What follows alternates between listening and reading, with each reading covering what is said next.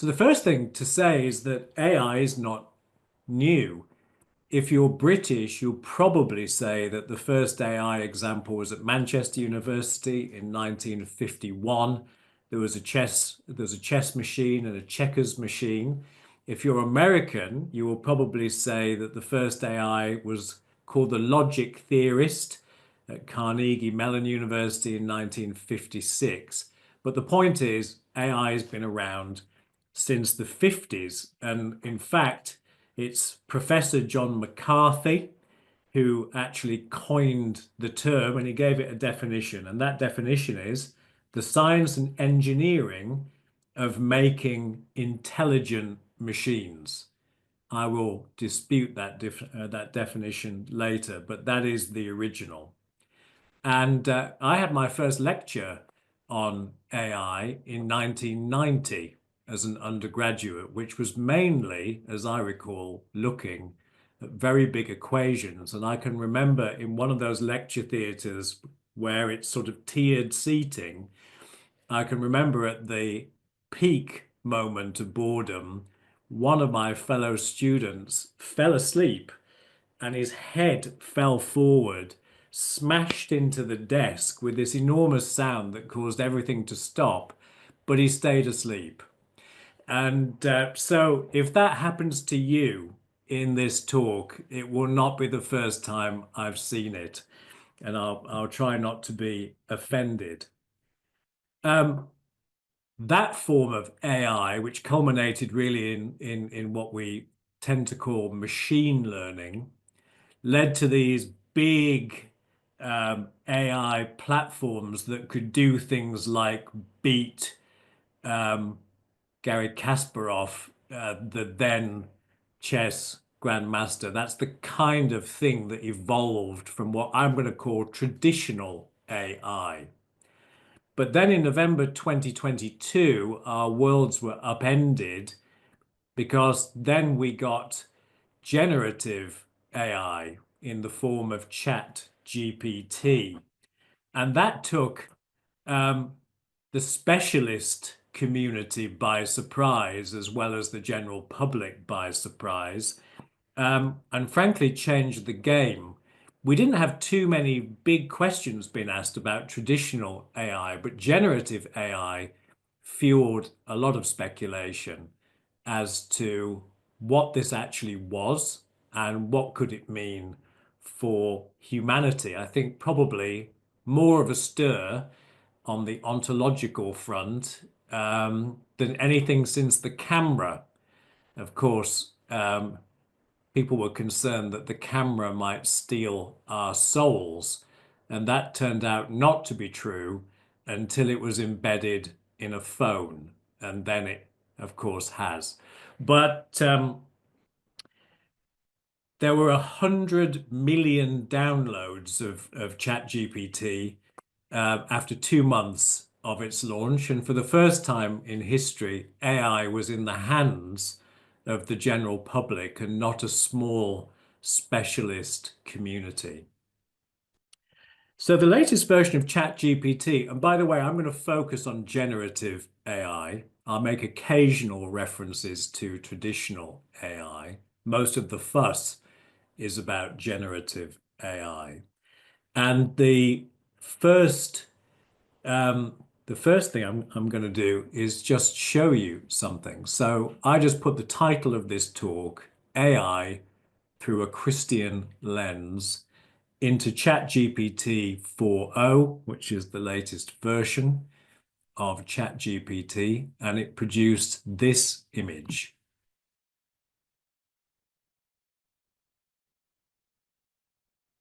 I think firstly, it's quite an impressive image, but secondly, the more you look at it, the weirder it gets.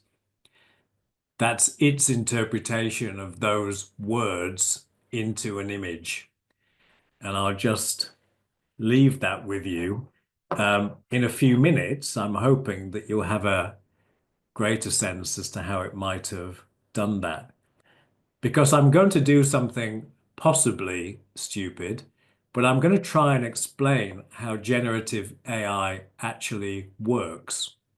And I'm not assuming that you have a lot of background knowledge, um, but I'm concerned that there's a lot that's being said about AI by people who I think demonstrate that they don't really understand what they're dealing with from a technical point of view. And even if you just get the gist of this, I think it's worth a go. So please be patient with me, but I'm going to try. So the first thing is generative AI uses a neural network, and a neural network is somewhat similar to the neural networks in our own brain. It's actually not quite as similar as perhaps people have said, but it is similar. And a new kind of neural network was created called a transformer, which made generative AI possible. It's very powerful. That's all I think we need to say about it. Um, Here's a neural network. So the way that ChatGPT, let's just stick with that example, the way that it is created and trained in the first place is that vast amounts of data scraped from the internet is input into the platform. So you can see the input layer, those blue blobs. Imagine hundreds of thousands of documents and other artifacts from the internet being input into this neural network. And then what it does, and I'm not going to deal with images, it takes each word that's contained in the things it's been fed, and it gives it the equivalent of a set of coordinates. For anyone good at maths, this is actually vectors, but you don't need to worry about that. So basically, imagine every word that's been fed into it is given coordinates inside the AI model. Technically, the words are called tokens, and sometimes words are split into more than one token, but it's not important for today, and it's easier just to think of words. So imagine all these documents and other things are flowing into this neural network inside ChatGPT. Every single word is being assigned a coordinate inside its model. And at the beginning, those coordinates are pretty random. So the word coordinates are all over the place, but it goes through some layers. And in my little model here, I've got two hidden layers of, of the green dots. ChatGPT has 96 of them. Each, each time it passes through a layer, words that have strong relationships with each other move closer together inside the model. And so their coordinates get closer together. The network also strips out some unimportant words in the process. This is called embedding. By the time it's finished, it's actually set 175 billion parameters, and someone else described them as the knobs and dials of the neural network. So there's a lot going on, but what we get at the end, if you were to look at the output layer, you get something called a meaning space. And this is where all the words end up. Now, the real meaning space inside ChatGPT has got 12,288 dimensions. I can only deal with three, and I thought we'd just talk about two. So I'm going to create a little meaning space here. Hopefully you can see that. And it turns out that each dimension inside the model is about something. So I've got two dimensions, a size dimension and I've got a degree of catness as the other dimension. And you can see words or groups of words where they might be hyphenated. And I've done this. The model hasn't done it. I've tried to plot them. So obviously a house is very big. So it's at the top of my size dimension. It's just like a graph. But it's nothing like a cat. It's got a very low catness score, so it's over on the left-hand side. A peanut is also nothing like a cat, and so it's also on the left-hand side, and it's very small, so it's the bottom of my size graph. Um, a mouse is not like a cat, but it's more like a cat than a peanut, and also in all the information fed into ChatGPT, it'll have seen that cats and mice are quite often associated together. And so mouse will actually be closer together uh, with cat than you might expect. And then I've got wolf, which is clearly not a cat either. It's bigger, so it's further up. If you try and describe a wolf and you try and describe a cat, you'll find that you use a lot of the same words. And actually, there was a big breakthrough in AI in 2012 where AI could finally reliably tell the difference between cats and dogs, pictures of. So I've put that sort of halfway across. And without going through everything exhaustively, you can see not all these things are cats, but they're sort of increasingly cat-like and of different sizes.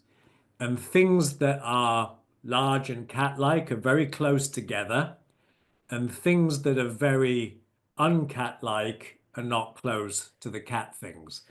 And so what's happening inside a generative AI model is that a very, very complicated version of this is going on. It's ingested all this data and it's found the things that belong together and put them close together inside its model.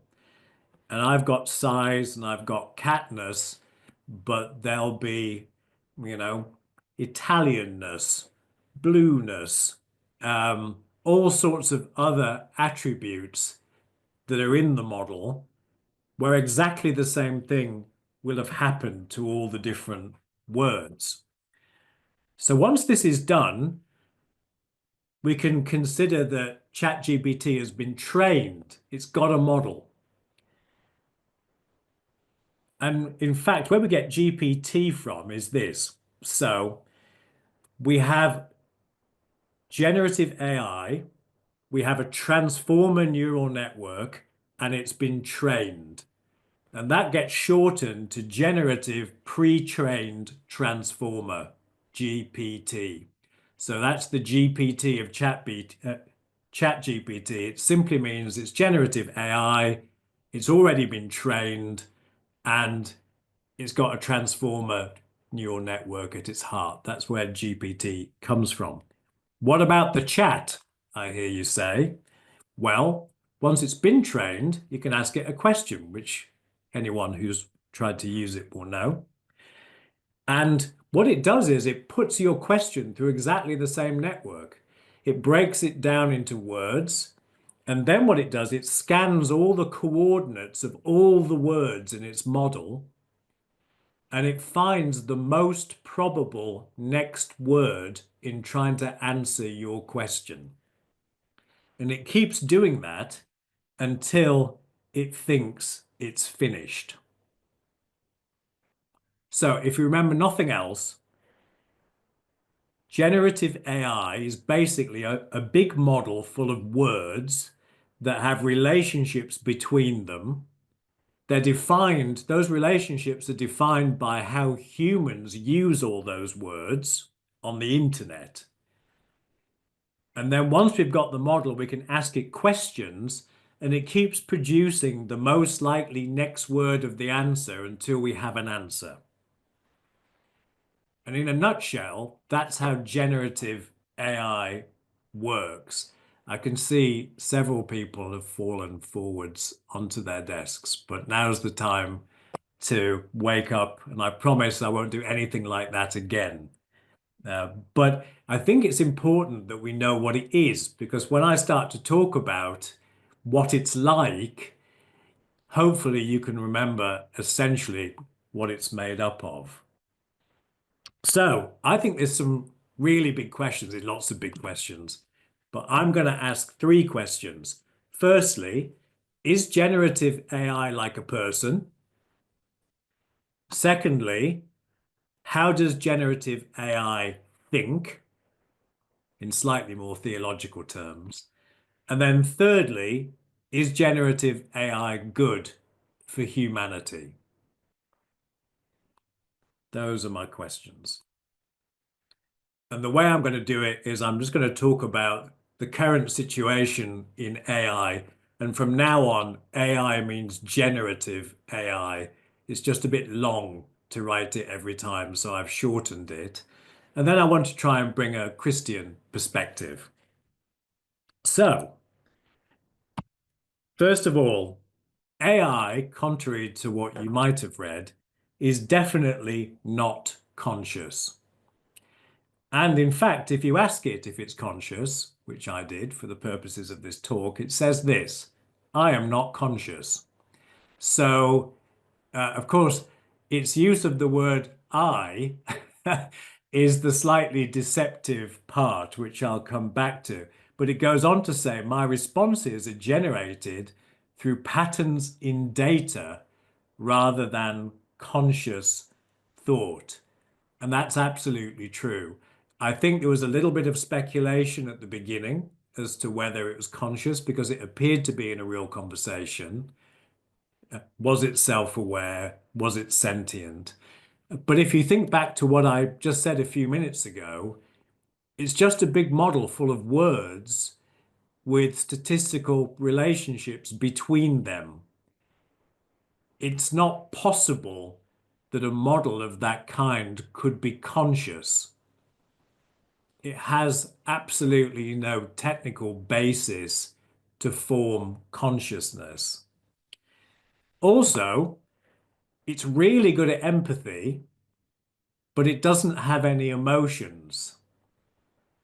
Normally, people who fake empathy but don't have any emotions we call a psychopath.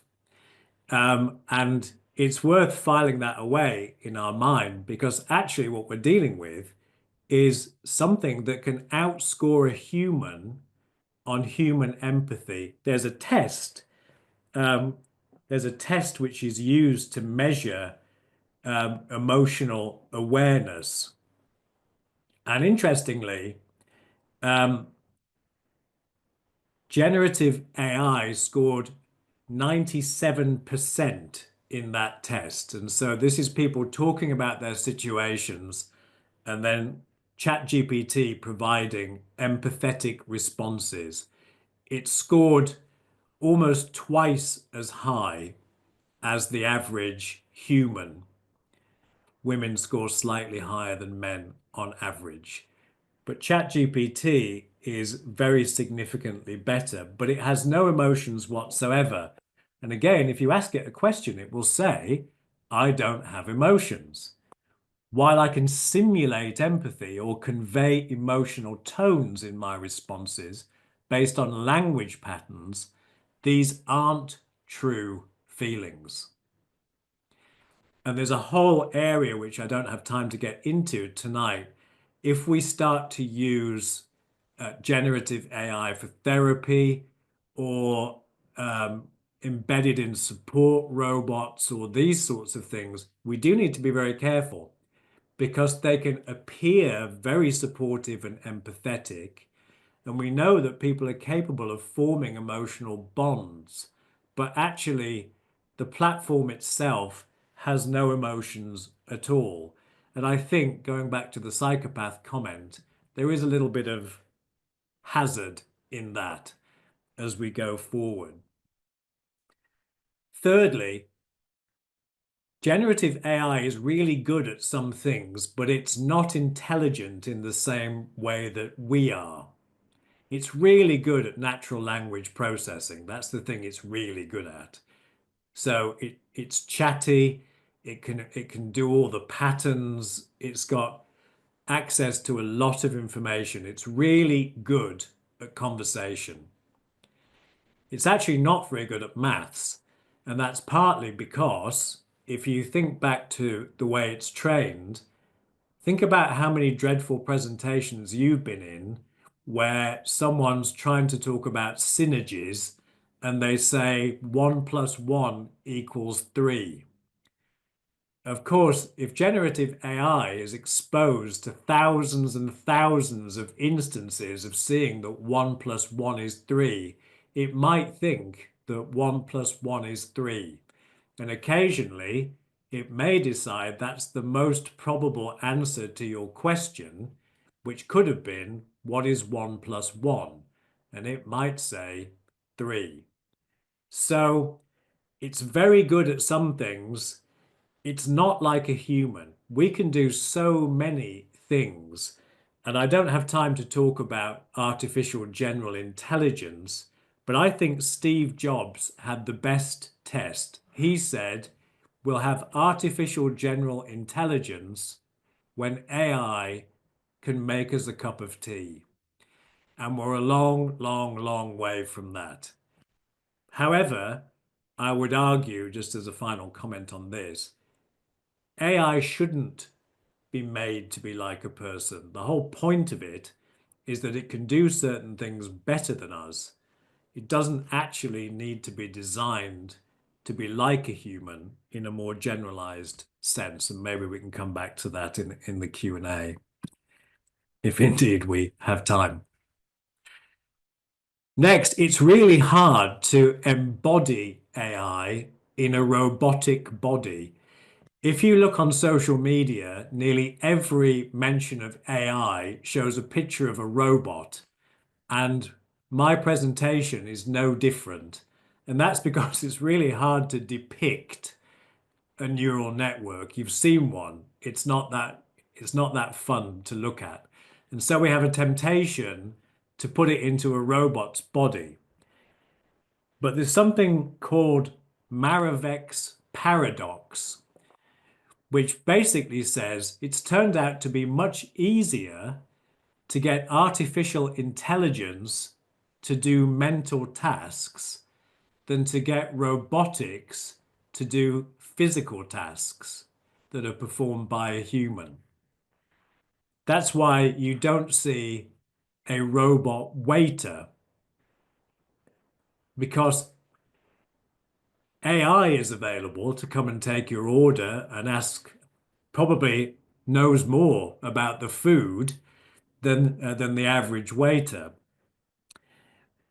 But to have the robotics to be able to pick a plate up and cutlery and move around is completely beyond robotics at the moment. It takes too much power and it doesn't have enough precision.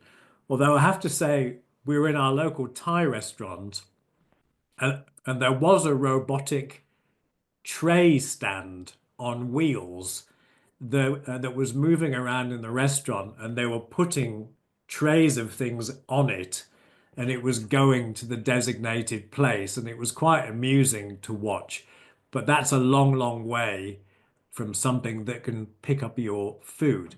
And so AI is not embodied in the way that humans are embodied. As creative as a human, but within boundaries. Creativity is really about recognizing patterns and then breaking or amending those patterns. And actually, AI is really good at that. However, it can only do it within the data that it's got and been trained on. And it can only do it from within its own neural network. What it can't do currently is break its own network. It's starting to produce its own data to be trained on. That's a whole new frontier. But if we think about some of the most creative contributions to human thought, and if we just think of philosophy, think of some of the continental philosophers, Sartre, these sorts of people, Gadamer, and so on.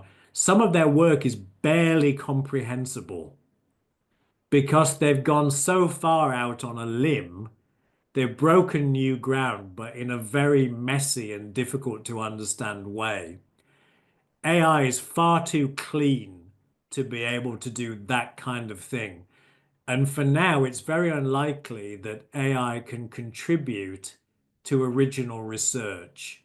It can do things like find new uh, molecules because that's pattern matching, but it's unlikely to break the mold because currently it literally can't break its own mold. I'll come back to that a bit later.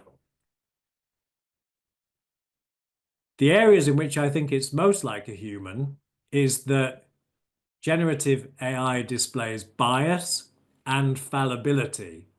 It displays bias because it's trained on our biased data and it reflects those biases back to us. And so generative AI is showing us our own biases. It hasn't made them up itself, but its fallibility is its own. I mentioned the 1 + 1 = 3 problem, but it's capable of making erroneous predictions. Um, it's also capable of contradicting itself and so on. And again, I'll come back to that. But it does exhibit human-like fallibility, and it literally reflects our biases. And then finally, and I think this is the most important point, generative AI is actually not like a person, even before we get onto any theology, but it's a brilliant mimic of human intelligence. It appears like a person, but underneath the covers, it's just a model of words with those statistical relationships between them. It's nothing like us. And if we then move on and ask theological questions and say, well, okay, what do we know about humans? By the way, personhood, which is the study of what constitutes a person, in philosophy has all but imploded because if you start with an atheistic perspective, it's difficult to differentiate humans from other animals or digital machines. But the Bible has a lot to say about who humans are. So, firstly, we're made in the image of God. And although Christians don't agree on what that actually means, which is a bit, I'm sorry, a bit problematic, um, it does mean something, and it does mean something very important. And the different theories that I'm sure you've come across are substantive, which means that we are like God in some way, relational, which means we have a unique relationship with God, or functional, which means we play a godlike role in creation. And of course, it's quite possible to be shades of all three. The point is that there's something that God has conferred on us as humans, which is unique to us and reflects God in a very special way. And it survived the fall because we see in Genesis 9:6 a reminder not to murder another human. And the reason that's given is that they're made in the image of God. And so the image of God in us survived the fall because by Genesis 9, quite a lot of bad things have happened. So there's something which we can't quite pin down that theologically originates in God that makes us unique, that means we are not meat machines, as I saw us described recently.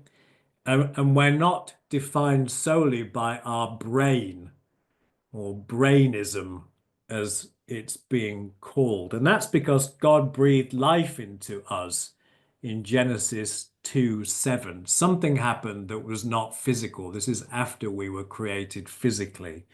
There's something in humans which is intangible and differentiating. I've said all of those things. The other thing is, we do reflect God uniquely in some things that we do. So our relationships, I would suggest, are rooted in the relationships within the Trinity.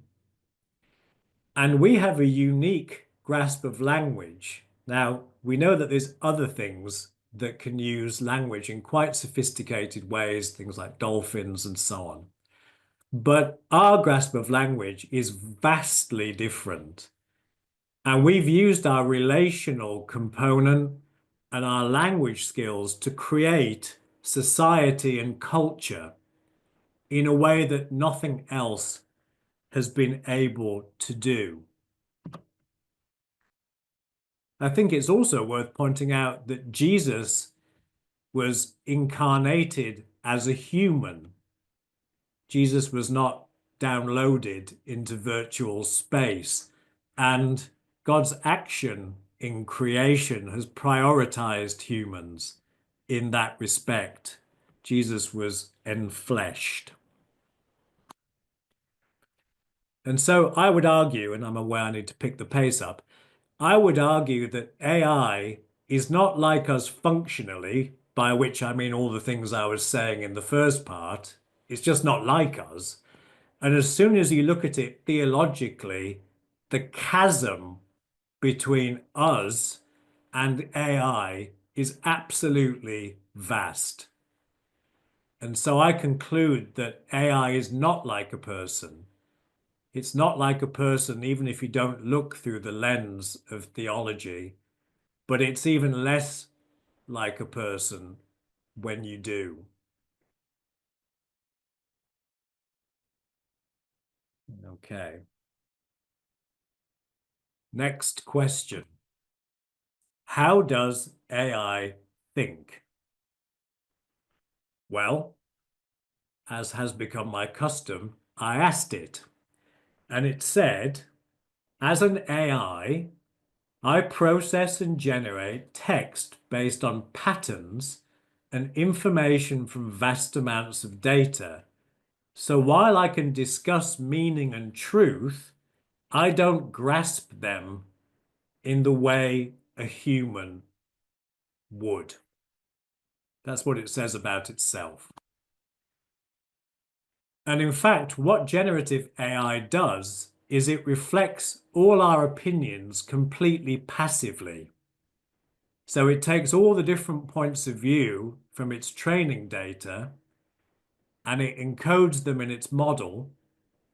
And then we can ask it about any of those different opinions and it will give us a summary. But it doesn't have an opinion.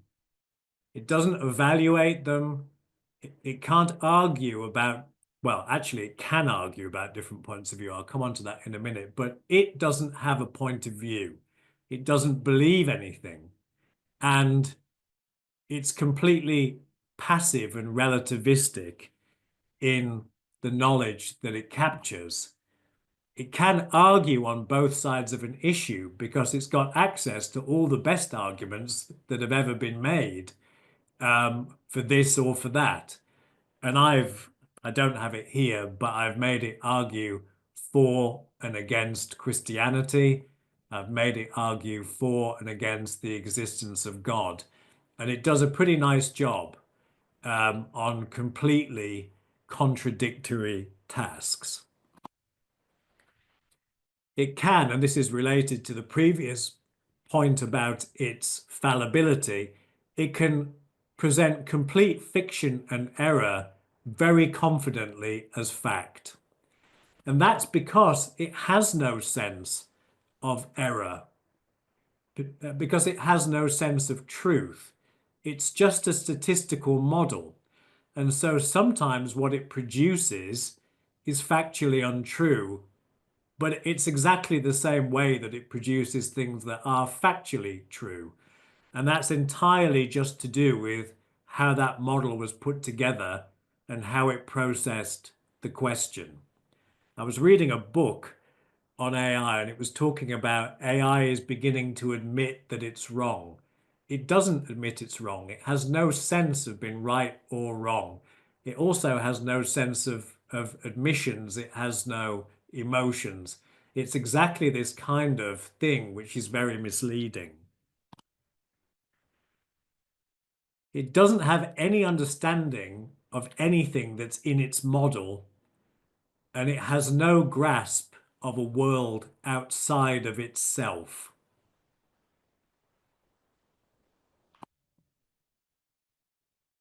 And just to make matters worse, large language models are completely opaque.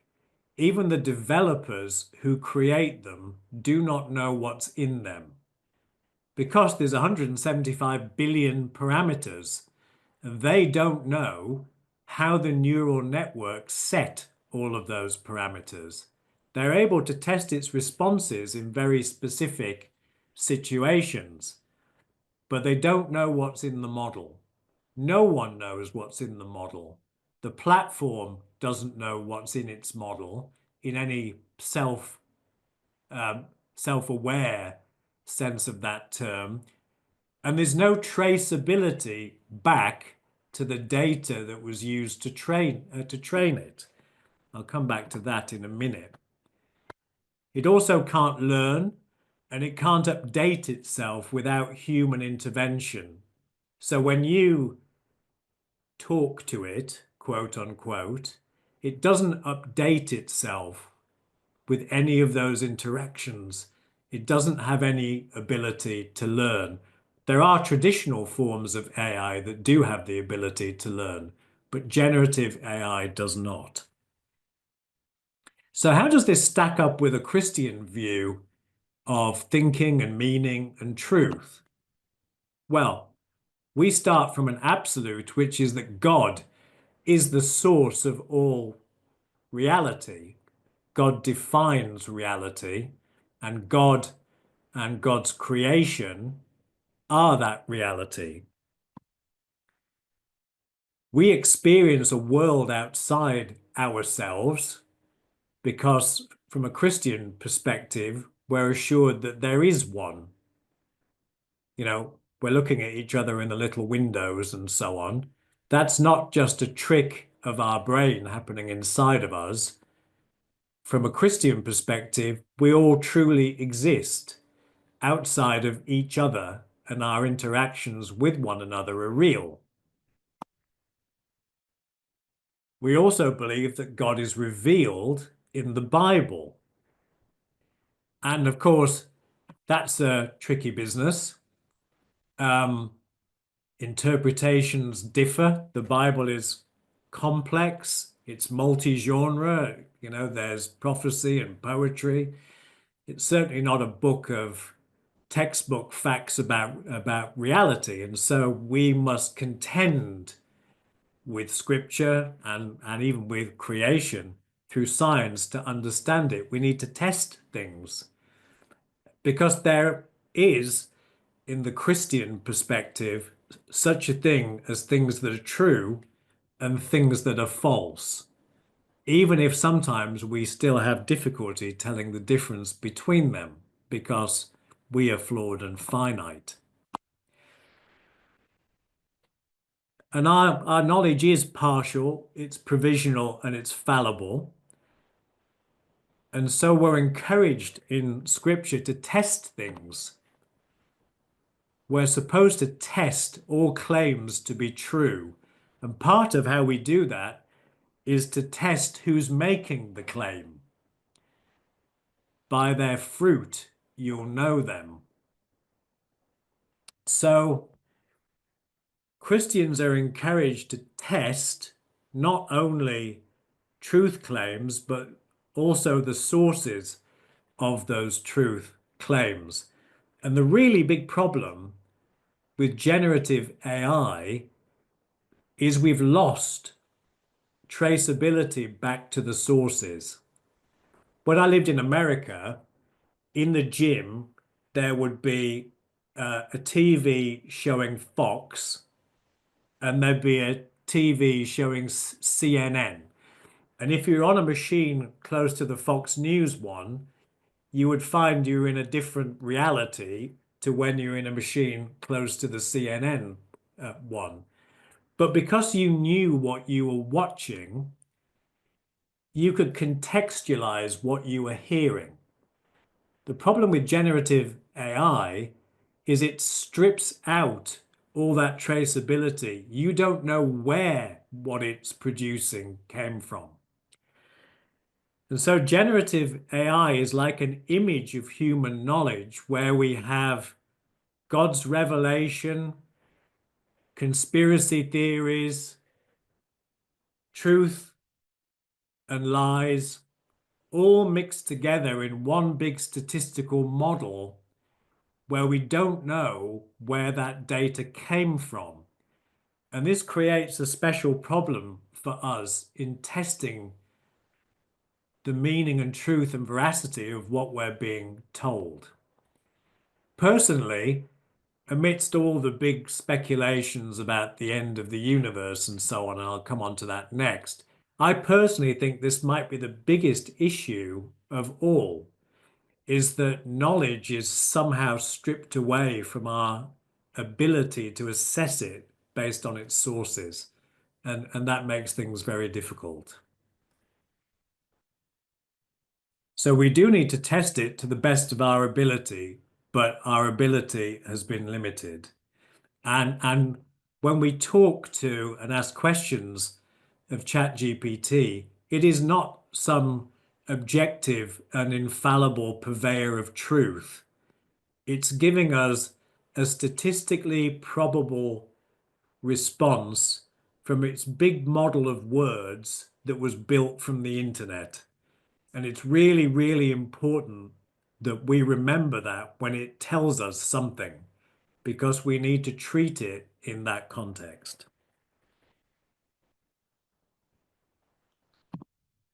Final question. Is generative AI going to be good for us? Well,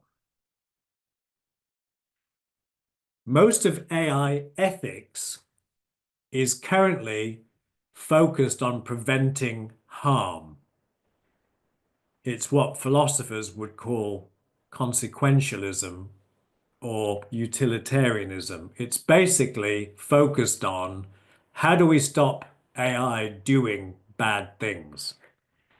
The problem is it's notoriously hard to do, and our track record with technology is pretty bad. If you think about the Industrial Revolution, some great things came out of that, but there were terrible things, health related, environment related. Many people were made unemployed, even though new jobs were created. Much more recently, if we think of social media has certainly connected people in ways that they couldn't previously be connected. And yet, um, the algorithms around social media are horribly biased and appear to be making our young people ill. Um, some of the ways in which polarized points of view are distributed as well has definitely contributed to terrible outcomes in the real world. And so social media has had some good effects and it's had some bad effects. And we haven't been particularly great at keeping all the good and dealing with all the bad. And it's my belief that AI is going to be exactly the same. It's going to bring some good things, but it's going to have some bad consequences. And I'll come back to what we might want to do about that. We can't rely on regulators and lawmakers because they're always behind the curve. That said, I was at the Times Tech Summit um, a few days ago, and the head of Ofcom and the head of the CMA, I would say, were actually very much ahead of the curve in terms of what regulators are doing. It was quite impressive to hear them talking. But you can never truly control technology with regulation and laws. It's too far behind and it takes too long. Now, some people believe that AI could evolve into a super intelligence. And if you think back to what I said about the neural network, currently it doesn't mess about with its own neural network, but eventually it will. And it will start to evolve itself. And there's speculation that eventually it'll become a super intelligence. And some people believe that that will create an AI utopia where that super intelligence will look after us, solve our problems, take away our suffering and pain. And then there are other people who believe it's an existential threat to humanity. And there's a philosophical question that was posed. If you had super intelligent AI and you tasked it with maximizing paperclip production, it could eventually decide in its own wisdom that humans were somehow detrimental to paperclip production and extinguish all of us in pursuit of its goal. Now, the truth is that this is well established in science fiction, but we're not seeing this kind of thing happen at the moment. That's not to say that it couldn't or it won't, but right now, we're not seeing the rise of super intelligence. And I think there's a lot of talk about it, but it's principally at the moment just talk. And therefore, we've got some time to figure out what we're going to do about it. I think something that is interesting, though, is that AI may deviate from human intelligence in the way that it functions. The Google team did an experiment where they had two neural networks, one called Alice and one called Bob, who were exchanging text between themselves. And there was a third neural network called Eve, and Eve's job was to eavesdrop, was to monitor what they were saying to each other. Alice and Bob were told to stop Eve from being able to monitor their communications.